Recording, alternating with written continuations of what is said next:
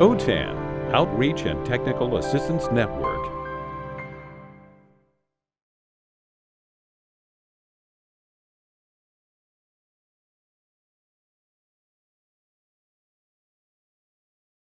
Welcome. I knew that was going to happen. So if you want to scan the QR code one more time, and I need to make sure to advance to the next question. Our second question is, for those of you who've designed a good hybrid class, what does it include? For those of you who have not done that yet, you can imagine, or perhaps you have participated yourself. So let me go ahead and take a moment to make sure I've advanced the question to the next one here. And here we go.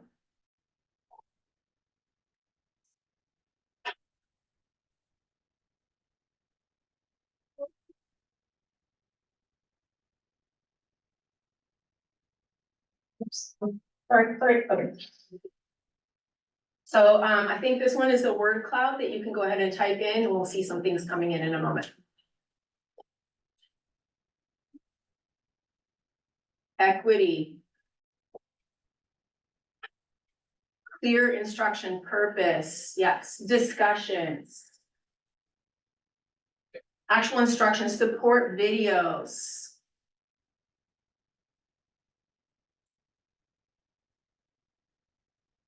Writing, interactive writing, I love that. Plenty of reflection. Quizzes. Answers. Well, it sounds like maybe we can go home now because I'm just kidding. It seems like you have a really good idea of what you need to include. So I'll give you just about 2 more seconds here. Lots of student engagement. When there is no interaction between students, it sometimes is not very motivating. So the early days of online instruction, teachers basically would put their textbooks online and students would be like, I'm in college courses, credit courses, I'm paying for this. You don't just give students in your in-person classes a textbook and say, have fun, teach yourself. There needs to be that same feel as in the in-person classroom as there is online. All right, orientations, lots of good things. Feedback, all right. So you're gonna hear a lot of these things repeated that you already identified. Thank you, everybody. So,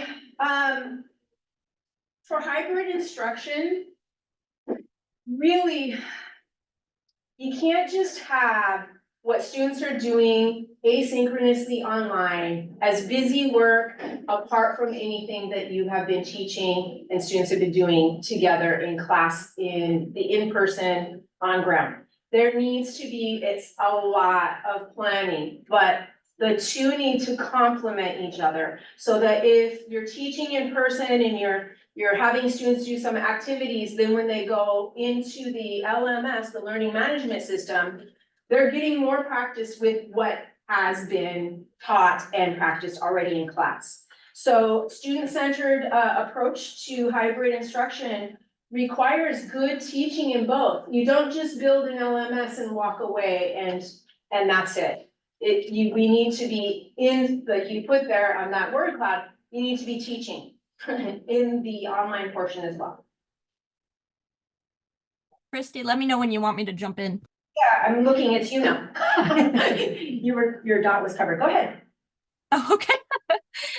All right, so we're going to talk for a few minutes about what remote instruction should not be. And based on the results you've already given, I'm really excited to see that you probably already know most of this, but we don't want to see an online repository for readings or videos, right? Where you've just got a list without any context.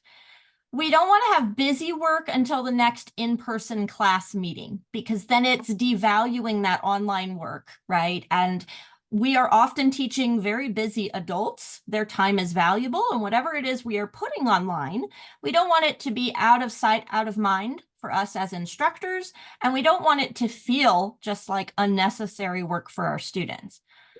We don't want inconsistently or irrelevantly timed lessons that don't match up with what's happening in the class.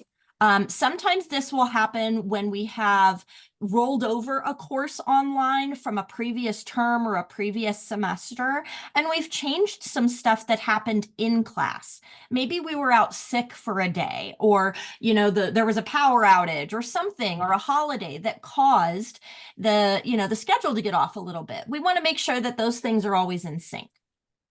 Kristi spoke to this a little bit, but we want to make sure that it isn't software exclusive. Absolutely use software. We both have certainly done that and still do, but we don't want it to be something that takes the place of your engaging instruction. I saw a couple of folks put feedback or regular feedback in that word cloud, and that was awesome, because just as we give feedback in person, we need to be giving a lot of that in the online space as well. And finally, and this is actually, coming down from the chancellor's office, we need to have peer-to-peer interaction that is happening in the online space. We can't just have that in person. It is supposed to be regular and effective in an online space as well. So I know Bloom's taxonomy has been around since before any of us probably were born. But I like to just include it just as a visual reminder that for both in-person and asynchronous online, we need to get beyond just quizzes that recall and remember. We need to figure out ways to get students to analyze, apply, evaluate, and create. I mean, as you were listening to the plenary speaker talk about all of his work with K through 12 students have this and they can create their content. And a lot of jobs are requiring that, for a student to be able to create a website or to create a video. So I like to do a lot of project-based learning. I don't know if anyone here does that, but that in ESL particularly, but definitely, I think across the subject areas, students are integrating everything that they have been practicing and learning in class, and then they have this result, this product that they can feel really proud of. So, andragogy, or the teaching of adults, we do this so well in our state. The state of California, I have to say. I've visited classes in other states, and I know that we have the best adult ed teachers in the country. Because what do? We follow andragogical practices. We treat our learners as they should be treated in their learning environment. We create community. We know that that's one thing that very much supports persistence. We have active learning, unlike maybe how I learned in college, maybe you did too, where it was an auditorium of lecture and I just listened to the professor and then I studied on my own. So we don't do that. We have active learning. We are facilitators. Our adult learners come in with a lifetime of experiences that we can honor and even tap into.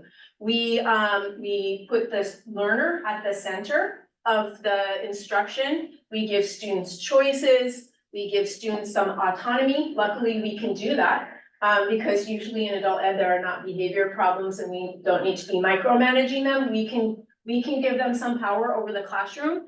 And then it's so important, I'm sure you agree, that we make sure that our content is relevant to students' needs. So we need to learn much about our students in the beginning of a course, their goals, and their lives. And if we always are connecting the content and what we're teaching to those things, then they'll keep coming. And that includes telling them, hey, this part of this class is hybrid. You know why? Because if you go to some workplaces, you're gonna have to do some training online. You want to go enter a career pathway, either here or at a community college. Many of the courses now, even if they're not hybrid or online, they have maybe some online component. So you can make sure to tell students that you're preparing them for the future. Yeah, all that sexual harassment training is online now. Oh, I know, all of it, isn't it? I've been through a lot of those online Yes. trainings. Yeah, we all have. So, so knowing that that is what good andragogy looks like, that means that has to carry over into the asynchronous online portion of our class. So this is sometimes hard to wrap our heads around. How do you do that? But we'll talk about some strategies. But make sure that there's a warm, inviting community of learners, and this is why I love hybrid. So I don't know who said they did teach fully asynchronous. That's a little bit tough because the students never really connect face to face, but when you're teaching hybrid, they see each other, they hear each other, and that really helps with the asynchronous because they've already made a personal connection in person.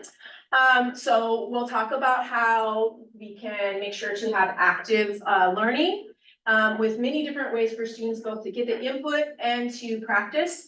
Student to student and teacher to student interactions need to happen in the learning management system. Can't be just students, it can't be just teacher and students, it has to be the whole class interacting online. The teacher needs to be visible. And I attended a presentation once that the presenter made this comparison. You don't go into an in-person on-ground class and teach something and then just walk away for the rest of the class period for an hour. Same with your asynchronous online course. They need to see you active there. So you need to be visible. And you mentioned in the word cloud timely and useful feedback, including assessments. I know that in adult ed, probably a lot of you don't give grades. I still have a grade book in Canvas because students want to see how they're doing. And so we need to let them know how they're doing. So timely kind of depends on you, right? I've taught some classes before where I've had an assignment and students were really like excited. It's usually a narrative, telling a story from their life. And they get so excited, they write it before I've even really gone through the stages of the writing process. And then they start emailing, did you check my paragraph? Did you check it? Did you check it?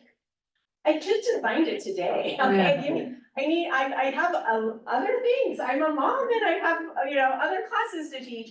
So communicate that early. Maybe in your syllabus and to students, okay, or even in the description of the assignment in the LMS. This assignment is due here.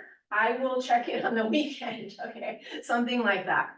And we need to give students a chance to reflect and give students a chance to give us feedback. So those are some things we're going to be talking about.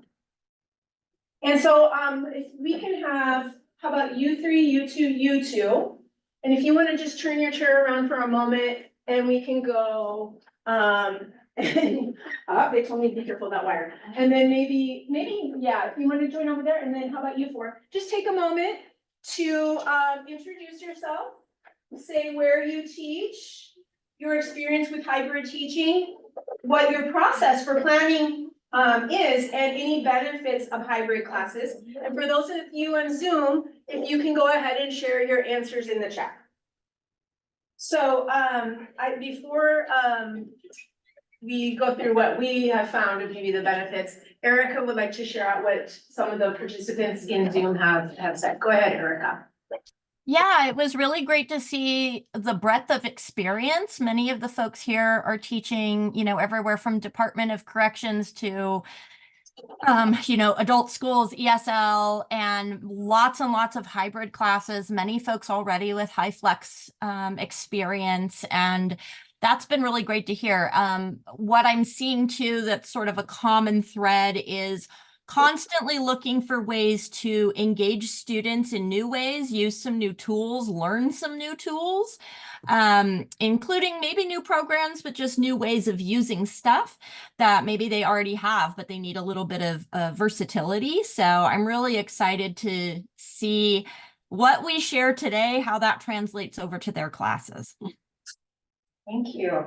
So yeah, some obvious benefits is that, especially if you do the flipped classroom, you can free up a lot of that face-to-face, time for more fun things because you don't need to be lecturing at students during that time. If they get into the rhythm of it, they will start to understand that some of the teaching is online and then they're coming together to work with each other.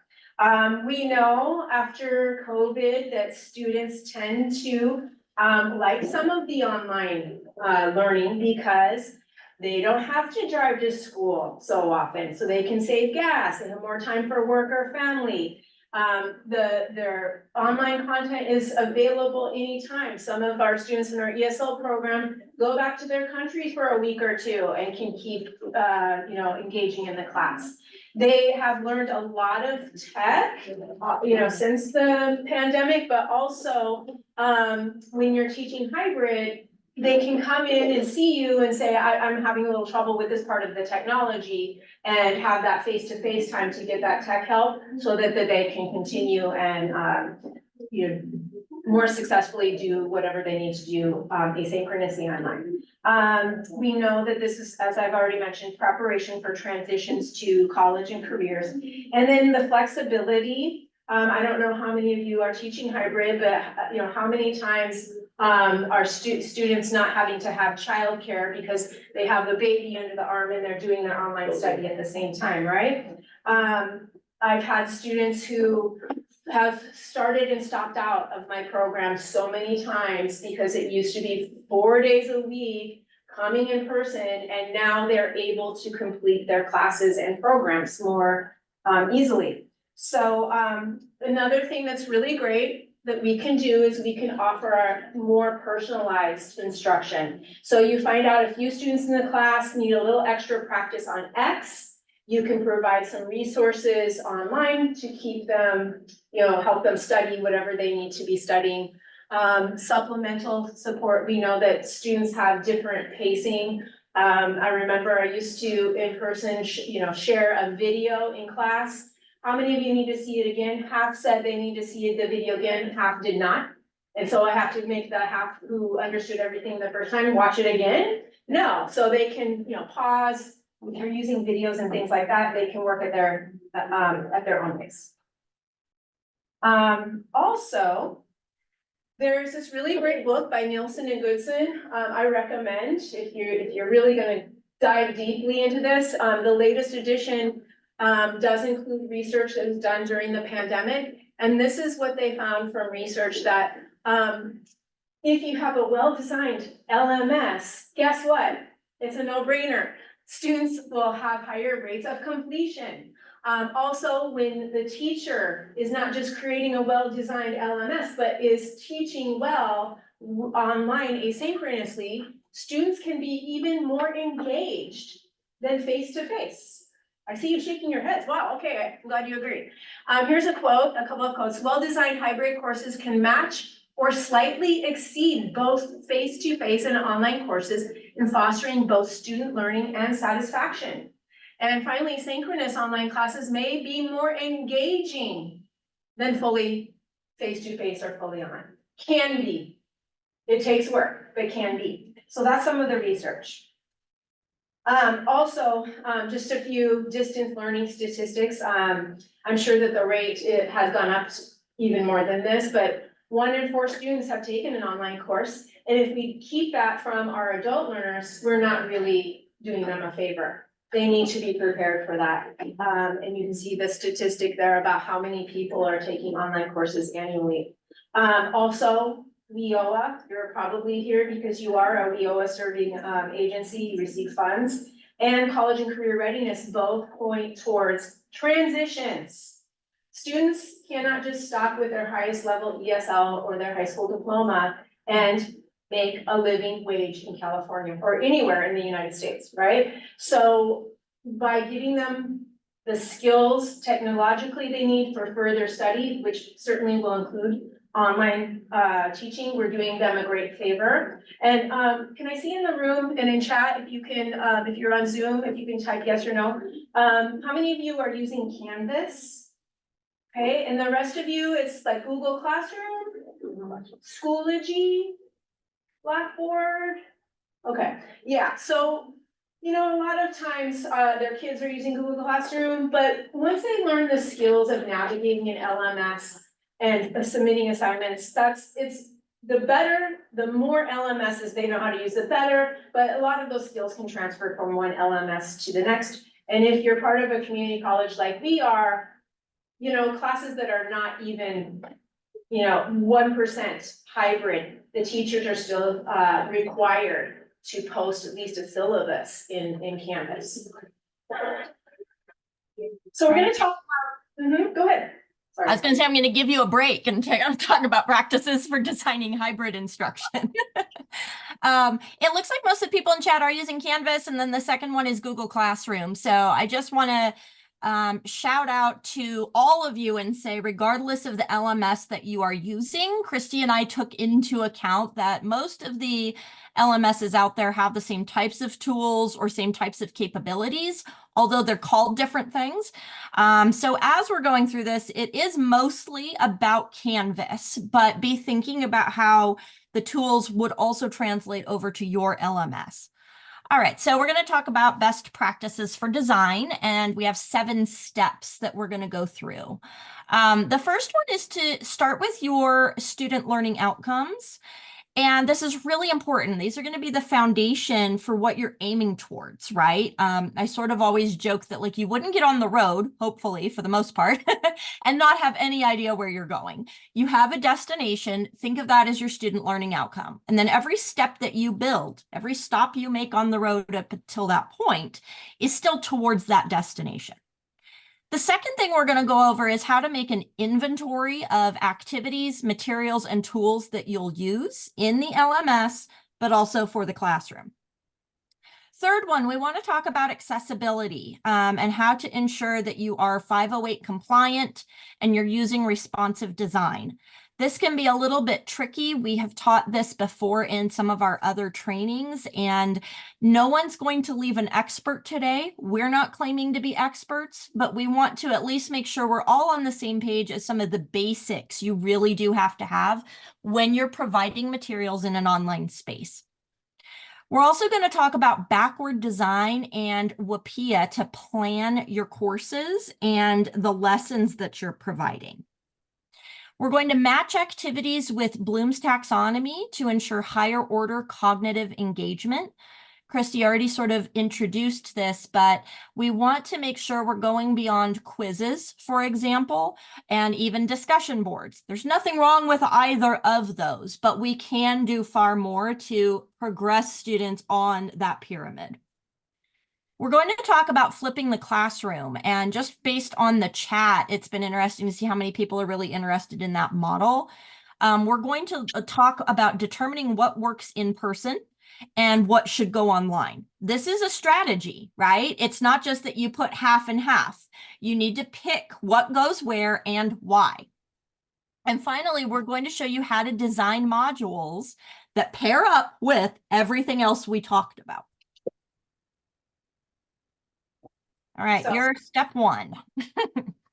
Thank you, Erica. I keep stealing your slides. Okay. So yeah, as Erica said, start with your student learning outcomes. That's what we call them at our school. Sometimes it's the lesson objective. You know, it's the same thing basically, but in the community colleges, we have to report on this. So it's something that is really crucial that we include. So my class has just so many SLOs. We assess listening and speaking with EL Civics.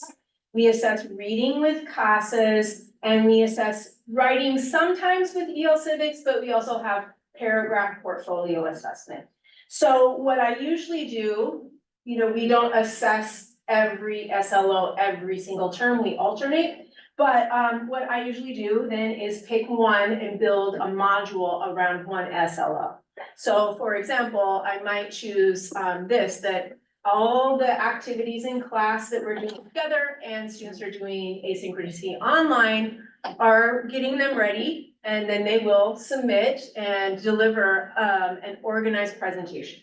Okay, so that's kind of how I look at modules, whole module on sort of one SLO, but we know that for ESL, that's a lot because they, you know, you don't just teach them how to prepare and deliver a presentation, you have to build their background knowledge with the reading and everything else. So what we recommend then is thinking about an SLO that helps you narrow your focus and avoid adding extraneous things to your LMS. I know my first online asynchronous course, I had supplemental things like just going all over the place, and that lends to the cognitive load when students see just so much to do. That is not helpful. So keeping it limited to things that will actually get students to succeed in attaining that SLO. So choose the tools you need to use in person and online to deliver the lessons and assignments that teach towards that outcome. And then plan to clearly assess that outcome through the use of those tools. So as I said, I designed a module around an SLO, one SLO, with all the skills integrated, listening, speaking, reading, and writing. And Erica, in designing the CTE courses that she does, she designs 1 or 2 assignments around an SLO. All right, we're going to talk about step 2. So we're going to start making an inventory of activities, materials, and tools. Next slide, please. We both want to really emphasize this. Get excited about your tools, but let your goals guide you, not the tools guide you. We have all been very excited about a tool and went to a conference or went somewhere else and heard a coworker talk about something exciting, and we go home and we implement it. And to be honest, we didn't really need it. It was just that it was exciting. So make sure that your goals are still guiding how you design stuff. Don't let the tools guide you. Then you want to ask yourself if that tool is the best one to accomplish a specific goal. There might be 3 possibilities. And again, which one do you think might be the best for that particular assignment, be the most user-friendly for your students for that particular assignment, be the most effective, etc. Create routines that allow for repetition with tools. So I'll just use an example of Google Docs, right? Google Docs are everywhere now. You can't throw a rock and not hit a Google Doc. So you might have an assignment that teaches them how to use Google Docs, but then you have 2 or 3 more assignments that they are also submitting and engaging Google Docs. This is a routine. They have now gotten a little bit deeper and progressed in their familiarity with that particular program. Try not to make something a one-off unless you've explained to them specifically why it's a one-off. Maybe something really does only need to be created in Adobe Spark. It's the only time you're going to use it, but have a reasoning as to why. And then finally, choose tools that can serve many purposes and create replicable routines. Again, remember how many times we need to experience something in order to truly learn it. That is a good teaching practice as well. So having them use things online repetitively, even in different ways, to get familiar with it. So, oh, sorry, Kristi, this is you. So we'd like you to actually take a few minutes to do your inventory of tools. So you can scan the QR code, or Erica will put the Padlet link into the chat. How many of you do use Padlet in your teaching? Oh, you guys, this is like such a great tool. Padlet now has templates for all kinds of teaching activities. So when you create an account and you go to templates, all you have to do is click and it will create the wall for you. So it's very easy to use. It does follow responsive design because students can use it on a phone very easily. Hopefully, as you're seeing, all you need to do is tap with your finger on the wall. And in this case, we have, let me go ahead and open it. We have created what's known in Padlet as a shelf. So we'd like you to go ahead and tap on the plus underneath LMS tools you use. So if you're using Google Classroom, you're using Canvas, Blackboard, Schoology, within the LMS, what do you use? So in Canvas, I use discussion, I use everything almost. I use discussions, quizzes, and assignments, okay? With outside of your LMS, but definitely many tools now embed within, right? You can get an embed code, or you link what are tools that you use outside of the LMS but bring in. So what we're seeing, it's a little bit small. Let me see if I can make it bigger. And let's be as specific as we can too. I'm seeing the LMS itself listed, which is awesome, but what do you use within the LMS? So do you use quizzes? Do you use studio videos, discussions, etc.? Let's try and unpack what it is we're already using. Tools within the LMS, not the LMS itself. Mhm. And you can add to this as many times as you want to. So we're seeing, for synchronous, we're seeing Zoom and Google Meet. We're seeing Padlet, Quizlet, Google Mentimeter, Zoom and Flip. So Flip, it used to be called Flipgrid for creating videos. Students can post a video in response to a question. We see Google Suite, Google Docs, Kahoot, full everywhere. Quizlet again, Kahoot, Play Pose It is kind of like in Canvas, we have Play Pose It, or we can also use Canvas Studio, and it's just part of Canvas for creating videos or uploading videos and creating questions on the video. We see Google Docs, Nearpod, YouTube, yes, of course. Studio assignments, Nearpod, Google, Zoom with Google Jamboard, unfortunately, is going to be finished next January. I don't know if any of you use it. So Padlet is a great, not that I work for Padlet or anything, but it's a great fill in in the meantime until something else. There's something called FigJam, but I don't know if any of you tried it, Elisa. It's too complicated for me, and I don't want students to have to log into another thing. So that was the beauty of Jamboard, but Padlet can do that because students don't need to log in.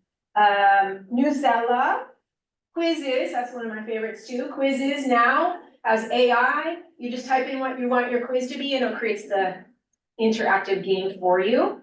Can be used as homework or live game among students. Screencastify and Lucid Chart, it's kind of like Jamboard, I believe. It's kind of like for brainstorming, right? And so people are using within the LMS a lot of different things like Google Sites, which if you can get the embed code through an HTML generator, students don't need to go outside of the LMS, you can embed within, depending on the site. All right, so thank you, everybody. So you've done a partial inventory and you hopefully got some ideas from others, because this is what you do in the beginning. Before you even start, you start to think, what tools do I already use? It's best to use tools that you're already using. That will make the transition to the synchronous portion of your class, asynchronous, easier for students. So I will show you this, but this is something you can do online, the inventory that I did.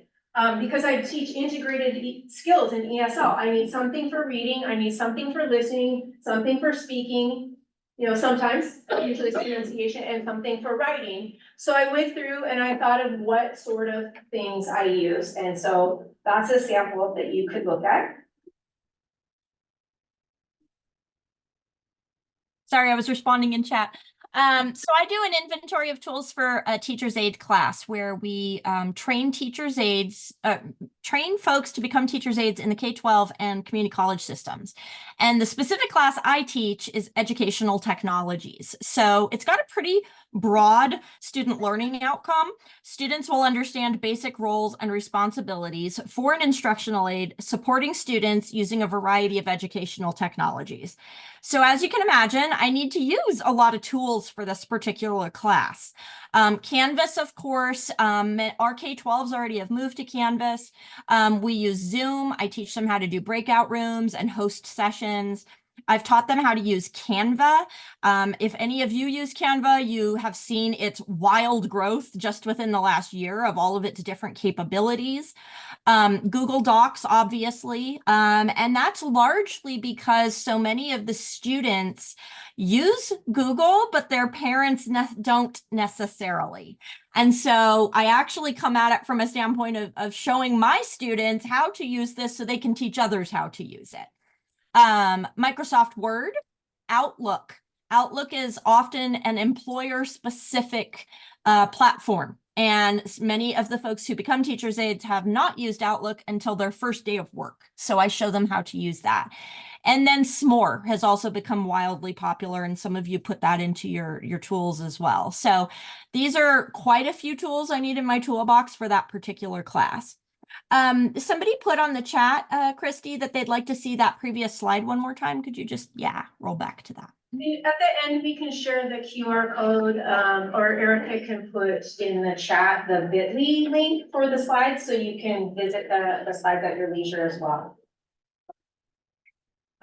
So I observe teachers, and I've seen the good, bad, ugly, and beautiful. I've seen it all.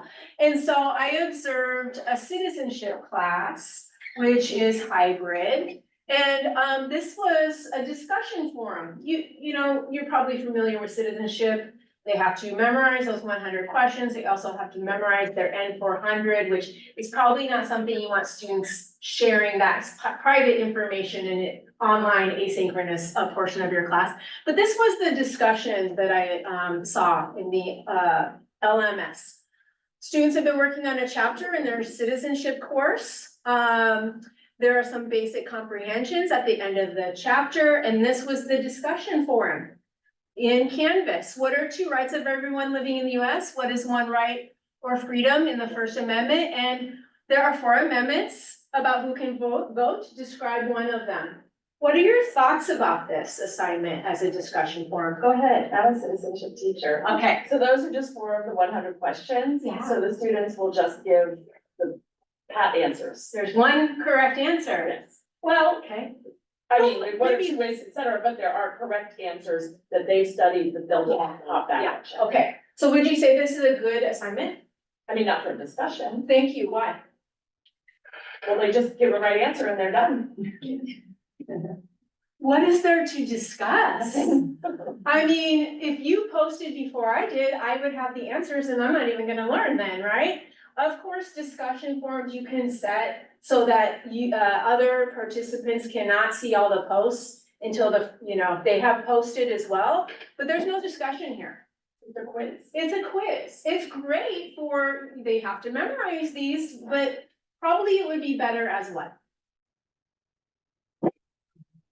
Quiz, maybe an assignment, right? So yeah, this is not a discussion. So sometimes we really, need to think, I saw a teacher create, she created an assignment that students had to type in long answers that really should have been a quiz on the other side, right? So yeah, discussions are for student interaction, things that can actually be discussed and not have 1 right or wrong answer, but where they can share information. So, if the purpose was to help students memorize these 100 questions, then it would have been better as like a quiz.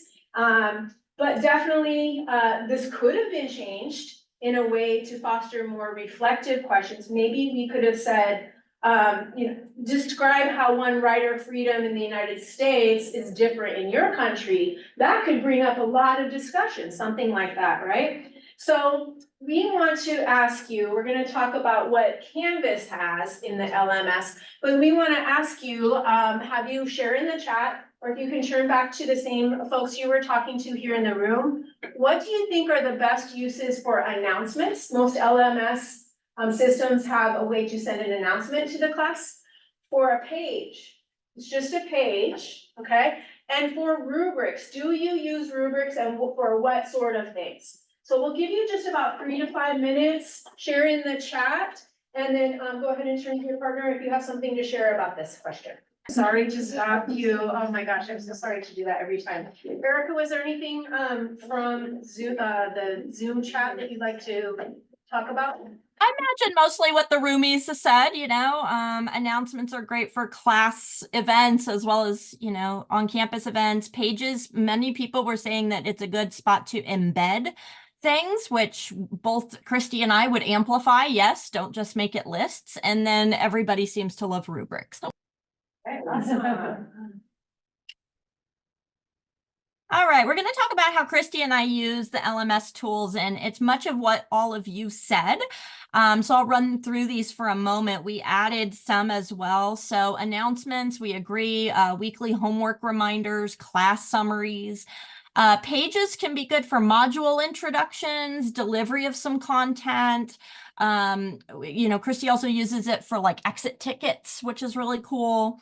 We use discussion boards a lot. Sounds like you do as well, to share reactions, personal opinions, application and clarification of content learned. And of course, this is one of the main areas in an online space where you create and maintain classroom community. Assignments, those can be written work, they can be projects, they can be all sorts of things. Be creative with how you use those assignments, low stakes and high stakes. Quizzes, we actually encourage these more for low stakes assignments, okay? For things where they're just trying to use retrieval, they're memorizing stuff, but it's not going to make or break them in terms of a grade. Files embedded in pages with context and instructions for use. We don't actually just include the files themselves into a module or just a link if we were in Google Classroom. We're never just linking to a file. We always have it either embedded or embedded with directions. External links can be great, but you always want to make sure that these are ones that are not going to be broken if you are consistently reusing the material in a course.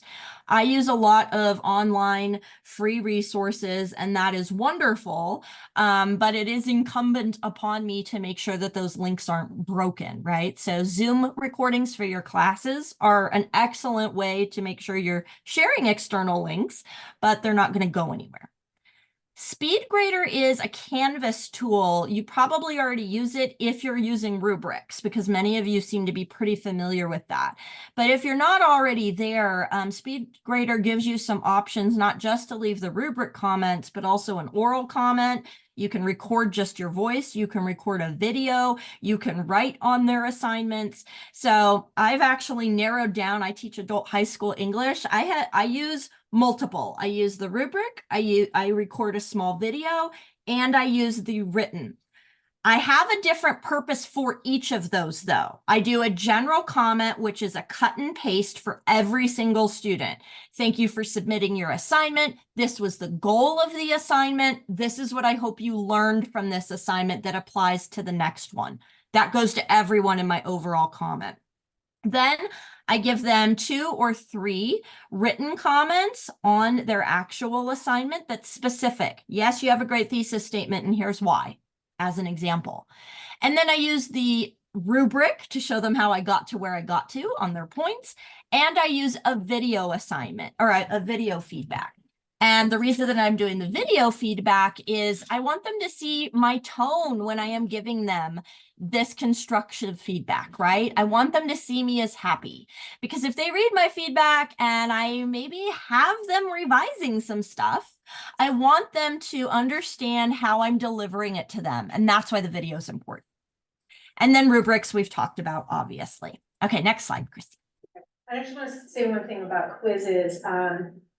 Like in Canvas, you can set so that students can take it multiple times with the highest score. And I always tell my students, based on a book I read, The Science of Successful Learning, you read that one? It's not that recent, but they did a study, and I tell students about the research that when you take a quiz and there's no feedback and you just get your score and it's 70%, you're actually remembering 30% incorrectly. So please take the quiz again and again until you get 100%. Look at the ones you got wrong. If you're not sure why you got it wrong, bring it to class in our live part of our class, and we can talk about it. Yes. Question, I was just gonna say, and I forgot to mention to our group, but our LMS coordinator showed us how to use rubrics to deliver oral assessments. And that is really, really helpful. Yeah, really, really helpful. I think rubrics keep us honest. I don't know how many of you've seen a student come in and they're a little bit below the level and they've really done so great, but they're still not at the level, but you want to, and it's really hard not to you want to give them more credit than they really are not quite at level yet. Well, and it's a way for us to record their responses on an oral assessment and use it for EL Civics. Yes. So that's been really helpful with. Very helpful for EL Civics. Yeah. If we could get someone, Elisa, to put Lisa is in charge of the EL Civics repository for OTAN. And that could be a great side gig for you. Making rubrics for all of the EL Civics units. That would be wonderful. Something to think about. And Put it on the list. Actually, Erin, you go ahead.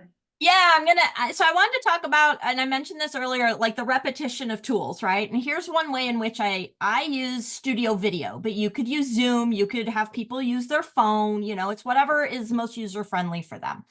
But as you know, I teach English, but I'm also department chair for short-term voc. And so I'm wearing a few hats and teaching some different skills, right?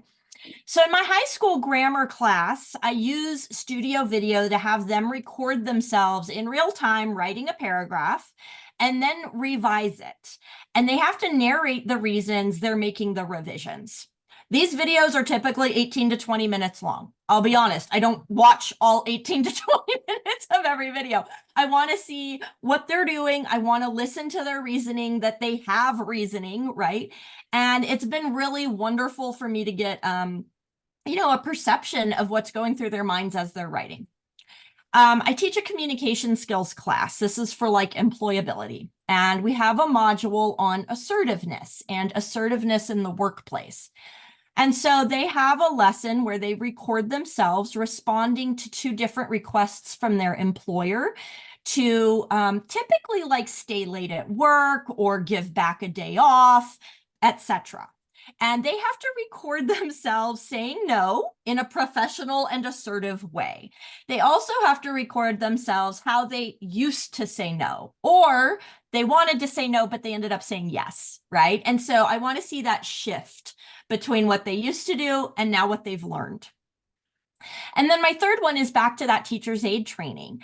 They need to learn how to host a Zoom, just like we're doing. They need to show me that they can do breakout rooms and respond in the chat and elevate their voices and have a virtual background, all of those things, because often the instructional aides need to host parent-teacher conferences or school events, etc., in Zoom or Google Meet or whatever.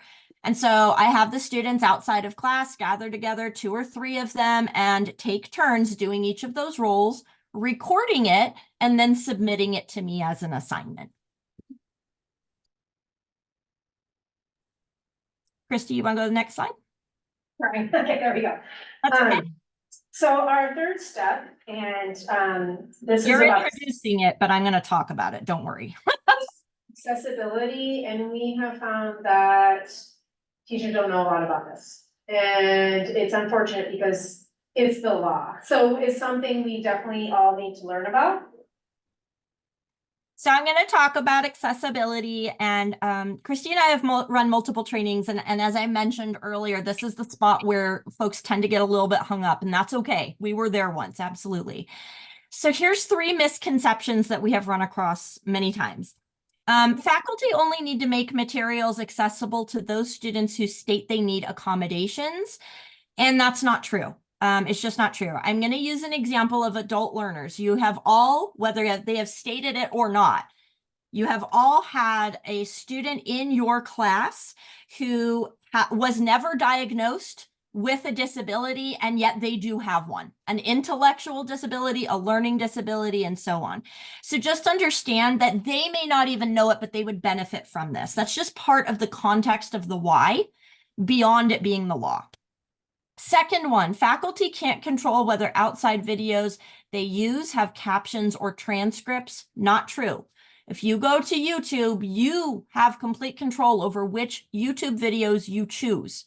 So try to make your life easier to choose the ones with the captions and the accurate transcripts. That just is easy right there.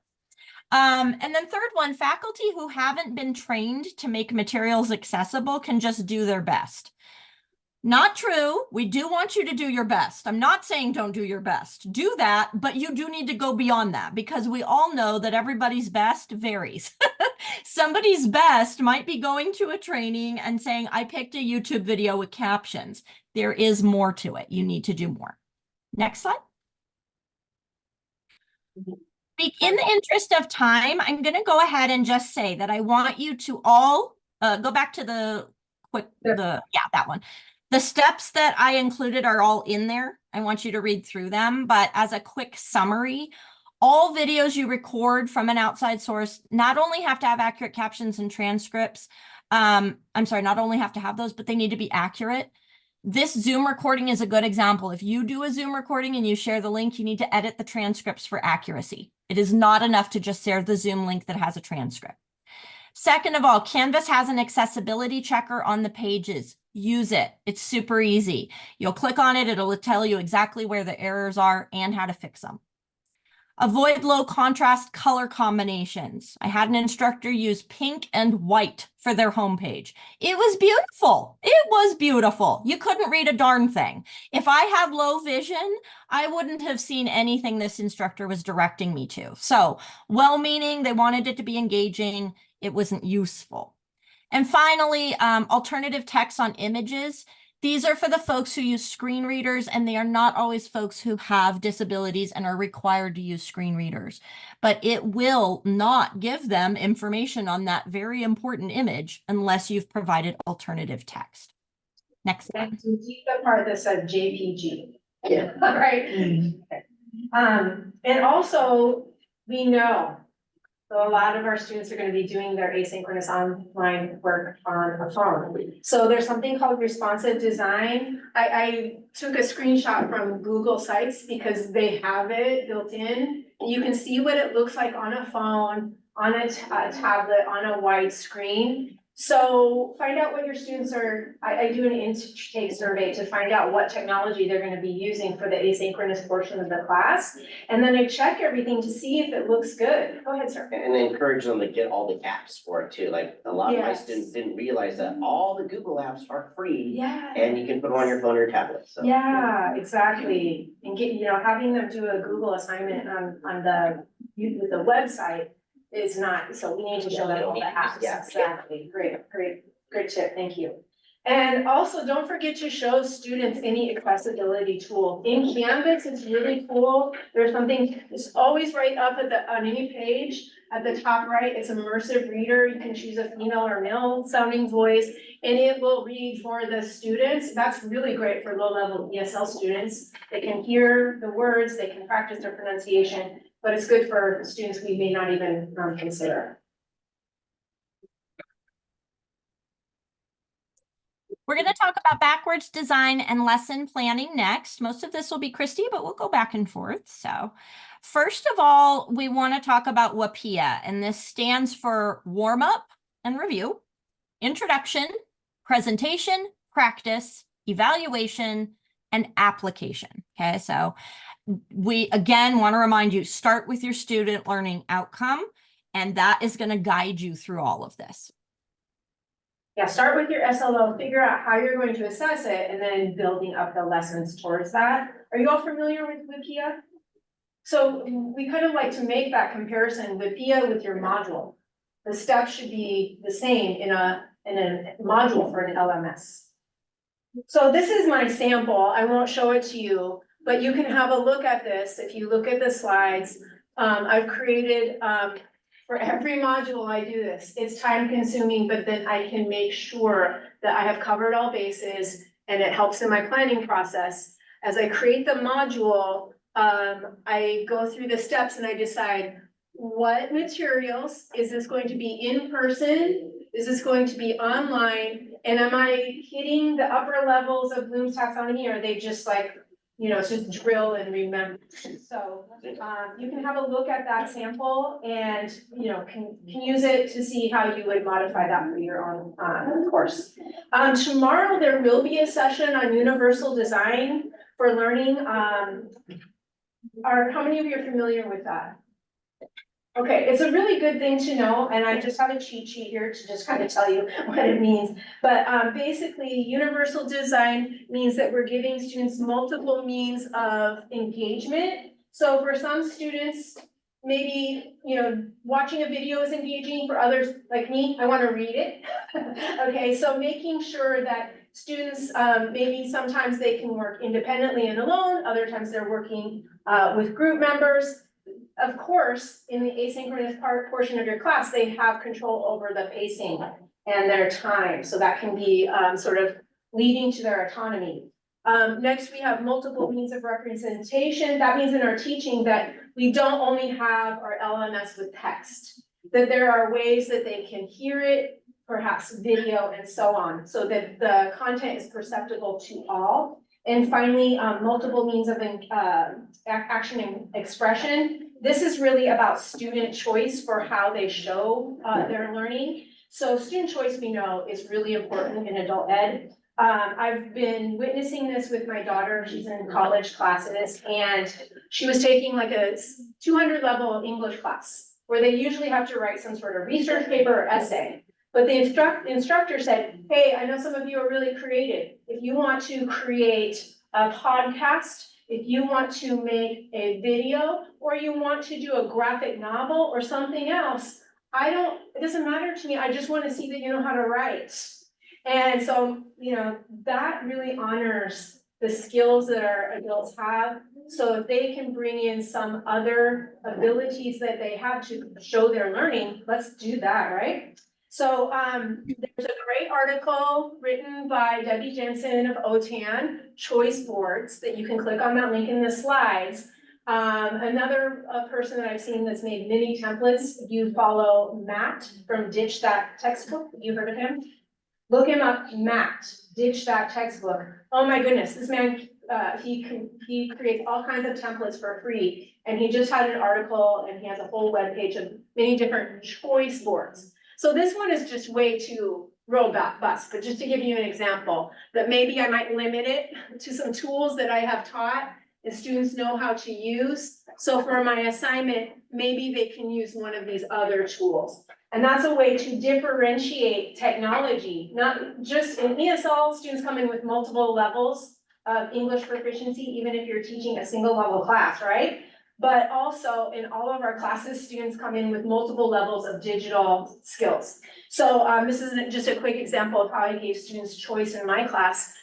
We are reading about qualities of heroes. We read about, you know, what is a hero? And students made an oral presentation about someone who is a hero for them. Of course, it wasn't a celebrity or anything like that.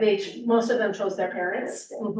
And so this student, no experience with technology, not much. She could get into Zoom and get into Canvas a little, that's about it. I created a Google Slides template. She just did a forced copy and then she wrote everything on one slide. But that was a huge success for her, really. Whereas this student, she is a world traveler. She has her own YouTube channel. She has a drone. She is very high tech. Creating a Google slide presentation was way beneath her. So she used Adobe Express to create a video. So we can differentiate that because, you know, everybody comes in with different levels of digital abilities. I keep asking students to do an interpretive dance, but nobody's done it yet. Oh, you have to model, right? Put yourself up there first, right? So our last step is just ensuring that you are getting beyond just recall and remembering of content, but actually creating, okay? So again, here's that beautiful Bloom's taxonomy, right? So when we want students just to remember some things, like those 100 questions for citizenship, we can use quizzes, videos, flashcards, like Quizlet or something. We can have them do reading, listening, matching, reciting, pronouncing, defining. But as we go up, how could we have like a citizenship student actually create something? Maybe it's a mock interview that they record. A family member asks them the questions. Wow, they could see themselves on video, and that could be, you know, a very powerful tool. So really look at your assignments, make sure that you're getting to create, getting beyond just recall and remember. I recommend this website. It's from Australia. You can click on that link on the chat, and they have lots of templates, and it has different activities separated out by Bloom's taxonomy. So if you need ideas, you can go there. Okay, last step, I think. Okay. We're going to talk about really quick designating activities as in person or online. Again, this is about strategy, right? Go ahead. Yes. Would you say that you do these activities more synchronously online, or in person, asynchronous, or both? What do you think? Do some of them lend themselves to one modality or the other, or can you use them interchangeably? What do you think? Okay, we'll let you think on that one. But yeah, we tend to do a little bit in both all the time. So, with the flipped classroom, I'll let you go here, Erica. Okay. Yeah, we use them both because we're really thinking about what the students need, and you have to adjust it to your particular class. And that's actually kind of why the flipped classroom works so well. A traditional classroom, in the way that most of us learned or were taught to teach, was the sage on the stage idea, where the instructor is at the front of the room, they give the direct instruction, they introduce the material, and then the students go home and they do the work on their own without the guidance of the teacher there. The first time they're really practicing is at home without anybody to help guide them. In a flipped classroom, it's as it sounds. You are moving most of the direct instruction actually online, usually prior to class. So they're getting some of that introductory material and foundational stuff online in videos, tutorials, readings. Maybe they're doing a little bit of practice. But then when they get into the classroom, the most valuable time is actually with you, okay?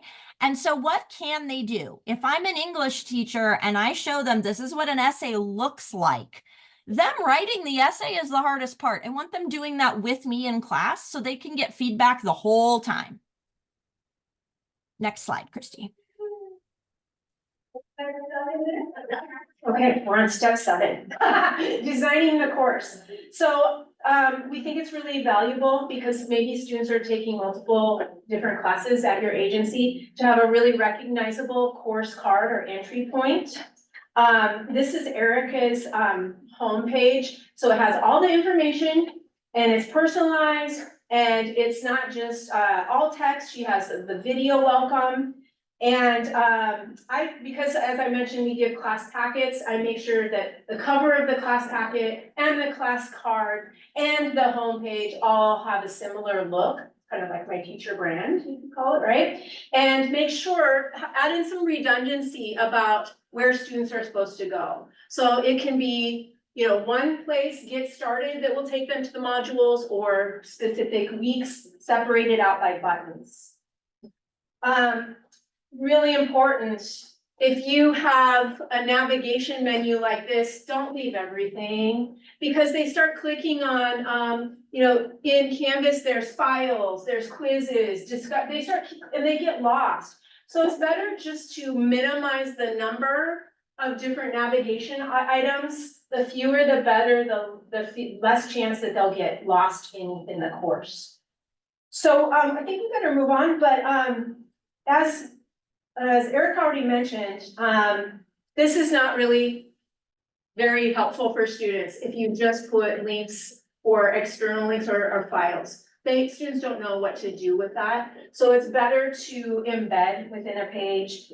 We like to use emojis. We like to use indentations. We like to use text headers to chunk it out so students know what there's this consistent order and they know what they're doing. So you can see I have the information, I have the opening page, I have learn and practice, show your learning, and at the bottom I have like a closing page. And every module has that consistent order. So this is Erica's example as well, using text headers, emojis. I don't know if you know how to use emojis on a keyboard. You just press, if you have like a PC, you press the Windows button and the plus at the same time and you get an emoji keyboard. So you could have like a book for reading, pen for writing, etc. So I think our time is almost up, but just a couple more tips. Erica, go ahead. Keep your naming conventions the same as best you can. Keep your emojis the same as best you can. Again, this is just stuff for within the modules. The more uniformity, the better from module to module. Then students are not, again, adding cognitive load to things that aren't really that important. You want them focusing on the learning, not where to submit something. Next slide. If you're in Canvas, consider setting prerequisites and adding requirements to the modules themselves. This keeps students all basically going at the same pace. They have to complete the module to get to the other module. And then takeaways. Go ahead, Kristi. We've hid some of the slides so you can go back and see, we had a lot more content.